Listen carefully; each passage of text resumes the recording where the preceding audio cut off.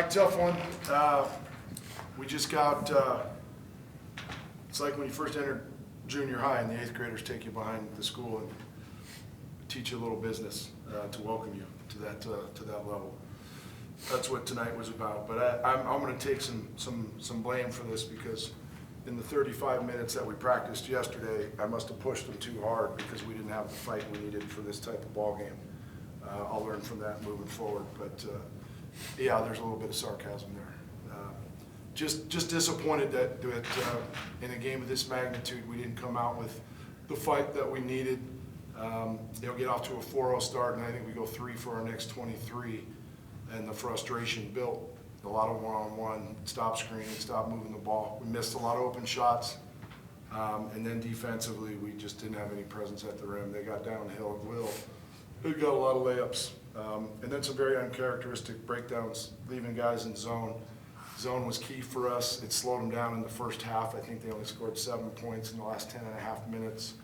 Second half, we got impatient, left shooters, and they made us pay. So disappointing one, and one that these guys are going to have to learn from and make sure when we get back after on Monday that not one of them forgets their lunch pail and hard hat.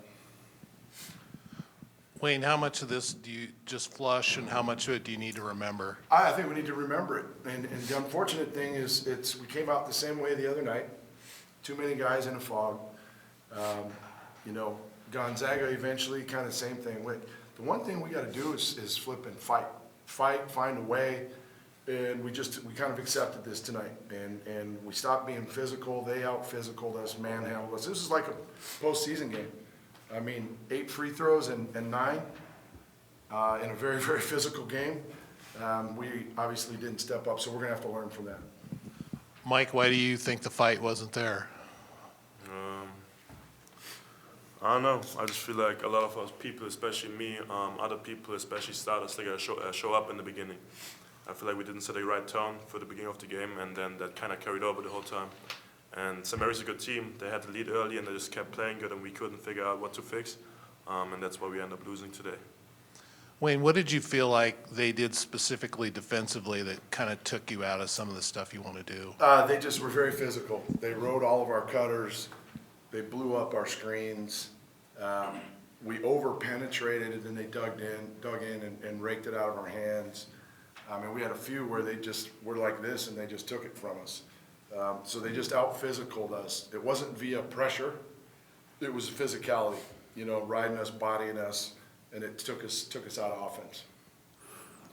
It seemed to be a tale of two halves because in the second half, the scoring margin was St. Mary's 33, OSU 30. But this was also OSU's lowest scoring game of the season. But Didn't shoot it well, did we? but my question becomes, what did you like that you saw in this game that you want to carry over? It's probably something.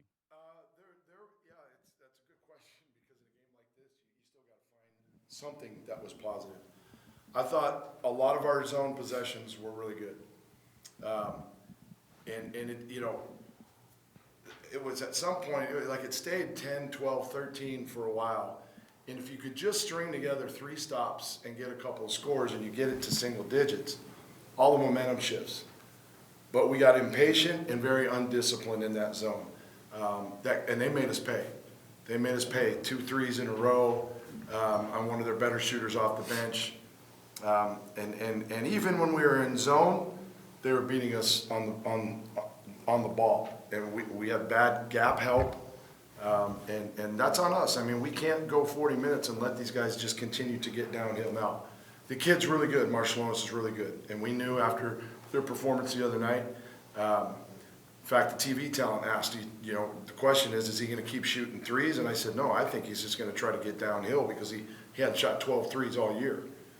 And unfortunately, he did that, and we weren't able to counter. But, Isaiah gave us a boost, hit some shots. We had a lot of guys playing with zero confidence, and it was because of their physicality that took us out of things a little bit, that maybe took our confidence away. But we'll watch film. We'll see that there were some good things. You see, when we have single-digit assists, we're not playing like we're capable. Now, we missed a lot of open shots, and that number would go up. But we got to get out of the mentality of when we're sputtering a little bit, each guy thinks individually, I can get us going, instead of thinking, let's get each other going. Wayne, do you think that's the best team you've played this year? We told our team that this will be the toughest team and the most mature team, for sure. Gonzaga's pretty talented. They're pretty talented. Santa Clara's pretty talented. San Francisco. But as far as toughness and most discipline, this team by far. Maturity can be kind of rare in college basketball these days. How does that change teams? How does that make a difference? Yeah, I mean, how many of these guys have been through it together? They're a very mature team and experienced team. I think they play one true freshman. It's key, and everybody says that you got to get old and stay old. We're in the middle of that process. We've thought we've added some maturity, but we got to have it more consistently. And it's not just come game time; it's the habits. When you're in between games, you still need to get on the court and you need to work on some things. And that's where leadership needs to step up and make sure you have the intensity and the focus. Like, we've all done this. Like, we've all been a part of championship teams, postseason teams. We know what it takes to develop winners. With this group and the amount of new guys, we're still trying to develop the trust and all that. Mike, for you personally, this was, obviously the toughest game for you. They made it a point to, really take you away. How do you learn from this game and use it going forward after, a game like this? I mean, I just gotta look at it and look at the film, see what mistakes I did. Especially, like Coach said, I over-penetrated a lot of times and didn't find my teammates in the right situations. Learn from it and just keep going. I mean, I'm confident in myself, so I'm gonna look at the film. I'm gonna admit I did my mistakes. I'm gonna admit I took some bad shots. I didn't find my teammates, but in the end, I'm a young player, and I just gotta keep learning, get my experiences, and just keep going. Mike's done a lot of really good things for us. He's going to bounce back, and he'll be one guy that takes this very, very personally. Mm-hmm. And I know on Monday we'll see the guy leading the charge as we prepare for what's next. Josiah, just on the more positive side, do you feel like you guys coming off the bench are gaining some confidence? You with 7, he mentioned Isaiah with 10. Do you feel like you guys are starting to get a little bit more confidence, the group coming off the bench?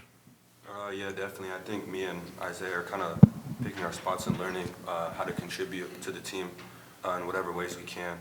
But yeah, tonight was just a tough one.